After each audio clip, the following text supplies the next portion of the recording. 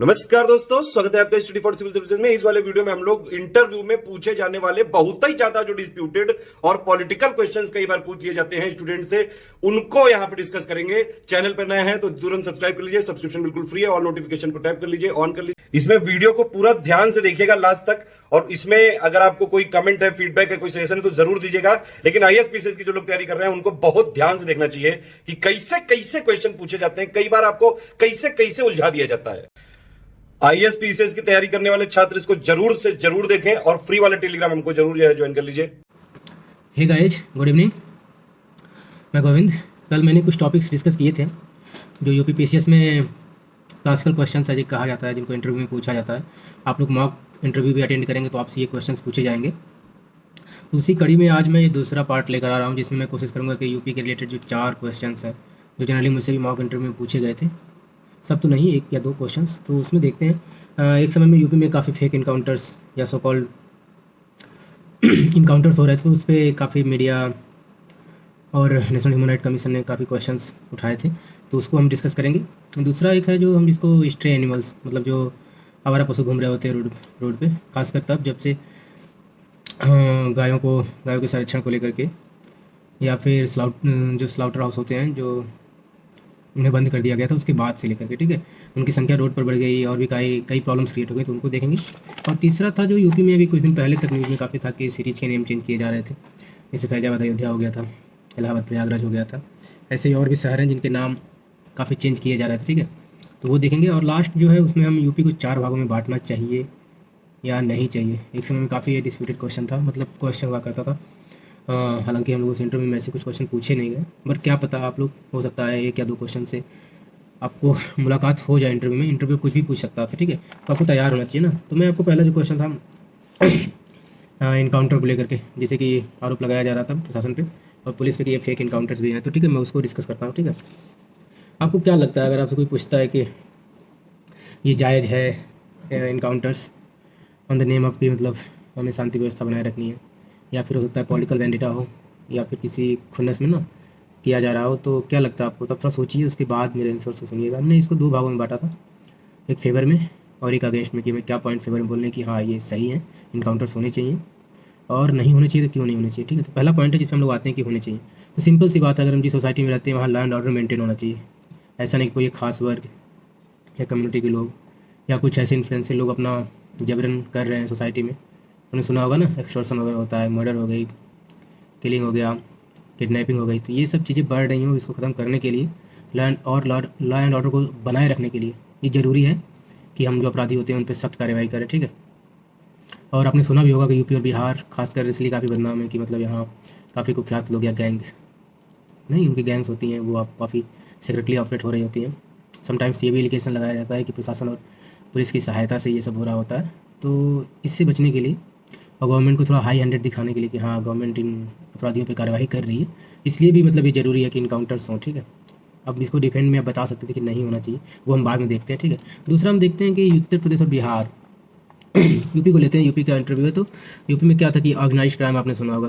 Organised crime वो होता है जिसमें बेसिकली कई तरह के छोटे छोटे अपराध हो रहे होते हैं, ठीक है, और फिर एक चेन बन जाती है। वो शुरू में स्टार्टिंग में एक छोटे लोकल लेवल पर शुरू होती है, फिर वो अपना एरिया धीरे धीरे बढ़ाती रहती है और इंटेंसिटी के साथ, और लोग शामिल होते जाते हैं। पूरा बिल्कुल नहीं, प्रशासन को भी काफ़ी प्रॉब्लम होती है हैंडल करने में, क्योंकि वो जितने दूर तक फैलते जाते हैं, जितने लोग शामिल होते जाते हैं, उतना ही डिफ़िकल्ट हो जाता है उसे टैकल करना, ठीक है। तो एक तरह से हम लोग जो यूपी में ऑर्गेनाइज्ड क्राइम बढ़ गया था उसे भी काउंटर करने के लिए, उसे ख़त्म करने के लिए इनकाउंटर जरूरी था, ठीक है। आपने सुना होगा कि उत्तर प्रदेश में, महाराष्ट्र में एक मकोका होता है, महाराष्ट्र मैं फुल फॉर्म बोल रहा हूँ, ठीक है, उसके बेसिस पे यूपी कोका आया था। आप उसको सर्च करिएगा, देख लीजिएगा क्या क्या बेसिक फीचर्स हैं इसमें, ठीक है, कि जिससे कि यूपी में ऑर्गेनाइज्ड क्राइम जो है ना, संगठित अपराध जिसे बोलते हैं हिंदी में, उसे समाप्त किया जा सके, ठीक है। तो इसलिए भी इनकाउंटर जरूरी था। तीसरा पॉइंट हम आते हैं जिसपे कि अगर हम देखें तो ये कहा जाता है कि इनकाउंटर बेसिकली, अब स्टार्टिंग से लेकर इनकाउंटर किस लिए किया जाता है, बेसिकली पुलिस कोशिश करती है प्रशासन कि हम उन अपराधियों को जिंदा पकड़ सकें, ठीक है। हाँ, बट होता क्या है कि जनरली जब उन कभी एक दूसरे से आपस में मुलाकात होती है तो उधर से भी सेल्फ डिफेंस में ही या भी किसी भी वजह से गोलियां चलती हैं, तो पुलिस को या फिर इधर जो आर्म्ड पर्सनल होते हैं वो उन्हें गोलियां चलानी पड़ती हैं, ठीक है। तो एक तरह से बोल सकते हैं कि मतलब इनकाउंटर होने चाहिए, बट कोशिश यही होनी चाहिए कि हमें अरेस्ट करें। प्रायोरिटी हमारी ये होनी चाहिए कि अरेस्ट किया जाए, ना कि डायरेक्ट ठोक दिया, जब बोलते हैं ना कि मतलब इनकाउंटर कर दिया, ठीक है। तो इसलिए ज़रूरी कि अरेस्ट करने के लिए इनकाउंटर, आपने देखा होगा बहुत सारे न्यूज़ ऐसे आते हैं कि यूपी पुलिस की एसटीएफ वगैरह की टीमें निकली हैं तो अपराधी को पकड़ने के लिए।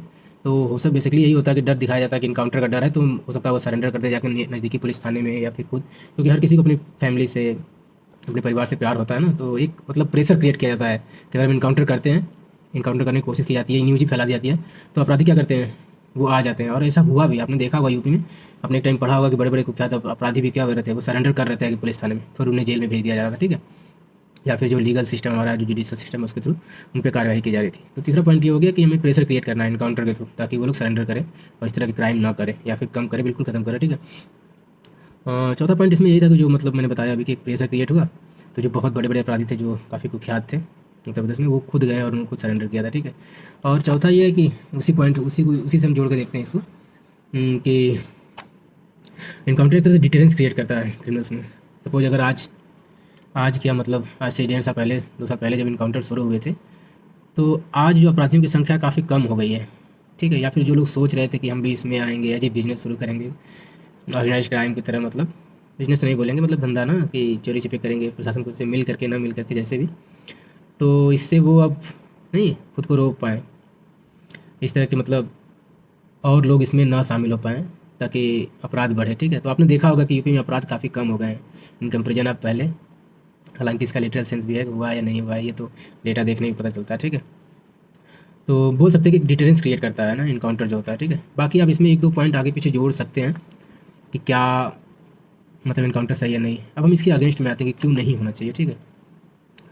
पहली बात तो सब जानते हैं हम कि हमारा संविधान जो हमें वो जीने का अधिकार देता है, हाँ, आर्टिकल 21 के तहत, तो हर किसी को जीने का अधिकार है, ठीक है। अनटिल अनलेस जब तक कि वो पूरी तरह से समाज के लिए सरदर्द न बन जाए, ठीक है।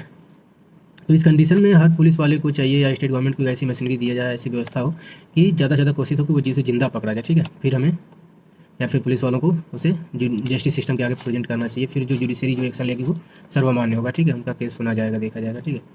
बाकी दूसरा आरोप लगाया जाता है कि इस तरह के इनकाउंटर्स में मानव अधिकारों का हनन होता है, तो आप इसको ऐसे बोल सकते हैं अगेंस्ट में कि हाँ, इनकाउंटर्स नहीं होने चाहिए, क्योंकि मानव अधिकार जो कि एक बेसिक मतलब ना जीने का अधिकार मैंने बोला, वो भी एक मानव अधिकार ही है। और भी उस व्यक्ति से जिसको मार दिया जाता है इनकाउंटर में, उस व्यक्ति से रिलेटेड काफ़ी लोग होते हैं, मे भी उसके फैमिली में ही, तो एक तरह से उन पर बहुत क्या बोलते हैं, एक तरह से नहीं बोलते हैं, दुख का पहाड़ टूट जाना एक तरह से। ऑल्दो काफ़ी रिलेटिव है, काफ़ी सब्जेक्टिव है ये चीज़ें, बट आपको सोचना चाहिए एक बार कि हम जो बोल रहे हैं वो, तो इसमें यही ह्यूमन राइट का वायलेशन होता है ना, क्योंकि अनटिल अनलेस जब तक प्रूफ ना हो जाए कि वो क्रिमिनल है, भाई हमारे जुडिशियल सिस्टम जो है जिसमें हम बिलीव करते हैं काफ़ी स्ट्रॉन्ग है, हम अगर वो प्रूफ नहीं हो जाता जब तक कि वो क्रिमिनल, तब तक हम उसे नहीं मार सकते हैं, ठीक है।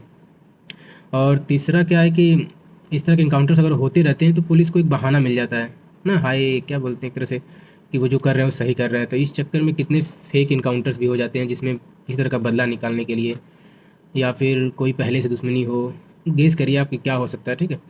उस तरह के ऑपरेशंस किए जाते हैं जिसमें कभी कभी कोई नहीं, जो जो अपराधी नहीं होते हैं, एक तरह से बोलते हैं ना, निर्दोष आम आदमी भी मारा जाता है, हालांकि अपराधी भी मारे जाते हैं, बट वही ना कि जब तक प्रूफ नहीं हुआ हो, या फिर कभी किसी तरह से बदला निकालने के लिए एक एनकाउंटर कर दिया जाए, तो इस तरह से मतलब क्या होता है, जो इस तरह से पुलिस बार बार एक्शन ले रही होती है, तो इससे इंकरेज मतलब काफ़ी बढ़ावा मिलता है फेक इनकाउंटर्स को, ठीक है।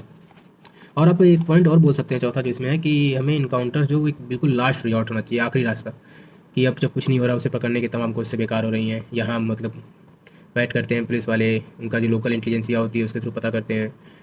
आपने सुना होगा कि हर जगह उनके मतलब आदमी इधर फैले होते हैं, ठीक है। तो उसके थ्रू जब नहीं हो पा रहा है, तब हमें लास्ट रिजॉर्ट बिल्कुल रखना चाहिए कि हाँ अब इनकाउंटर करते हैं, उसमें उसे मारा जाना चाहिए। अदरवाइज कोशिश यही होना चाहिए कि उसे पकड़ें और हैंड ओवर करें जुडिशरी को, ताकि उस पर प्रॉपर एक्शन लिया जा सके, ठीक है।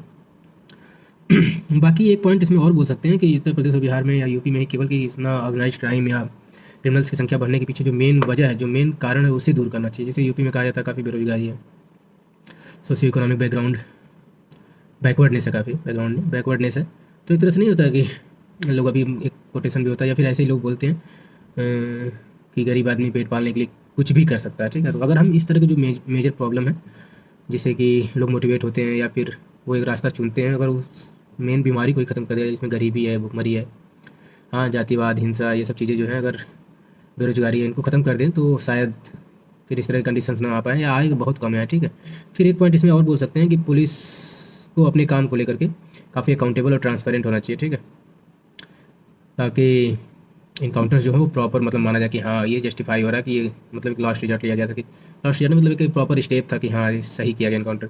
अदरवाइज ये क्वेश्चन नहीं उठेंगे कि मतलब एक इनकाउंटर किए गए, अगर वो बिल्कुल अपने काम में सही है, उन्होंने पूरा डेटा वगैरह दिखाना चाहिए कि हाँ इन पे केसेस चल रहे थे, इन्हें समन किया गया था, क्वेश्चंस किए गए थे, कोशिश की गई थी, दबीश दी गई थी पकड़ने वकड़ने की, नहीं सुने जब जस्टिस सिस्टम का या प्रशासन का तब ये एक्शन लिया गया, ठीक है।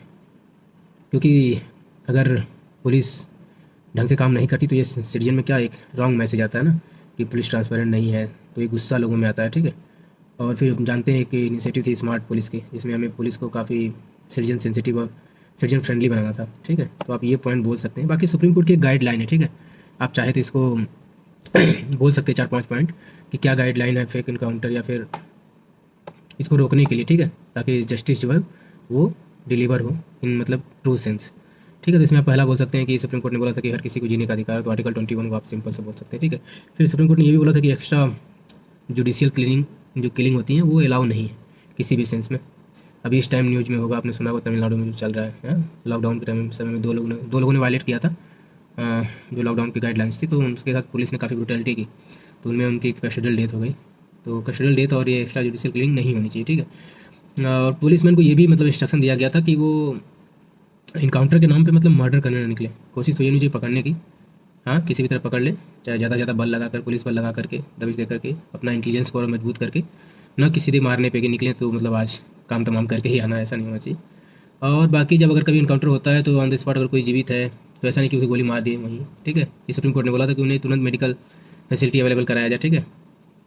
और फिर फैमिली मेम्बर चाहते हैं कि ये जो हुआ है उस पर FIR दर्ज की जाए तो FIR दर्ज की जानी चाहिए, ठीक है।